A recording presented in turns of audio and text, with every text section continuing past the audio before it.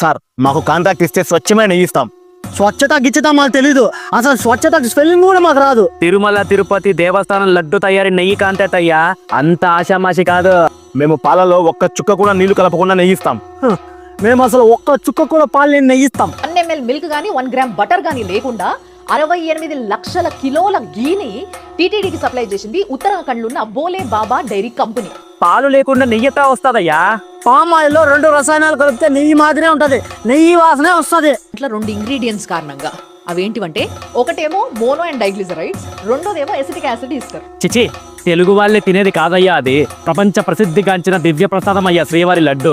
మా సంస్థ అన్ని ప్రమాణాలు పాటిస్తూ నాణ్యతలో నెంబర్ 1. నాణ్యత గిన్నెతలో మేము వరస్ట్ అని మా సంస్థని బ్లాక్ లిస్ట్ లో పెట్టారు.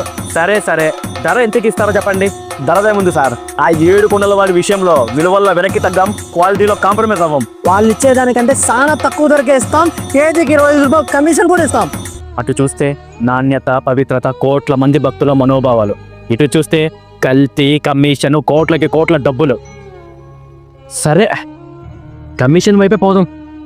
బ్రేకింగ్ న్యూస్ చూస్తున్నారు. టీటీడీ నకిలీ నెయ్యి వివాదంలో కీలక పరిణామం. నకిలీ నెయ్యిని సరఫరా చేసినట్లు తేల్చింది CBI, central bureau of investigation. Palm oil కు రసాయనాలు కలిపి ఆవు నెయ్యి మాదిరిగా కనిపించేలా, సువాసన వచ్చేలా చేసి టీటీడీకి సరఫరా చేశారని కోర్టుకు చెప్పుకొచ్చింది సిబిఐ.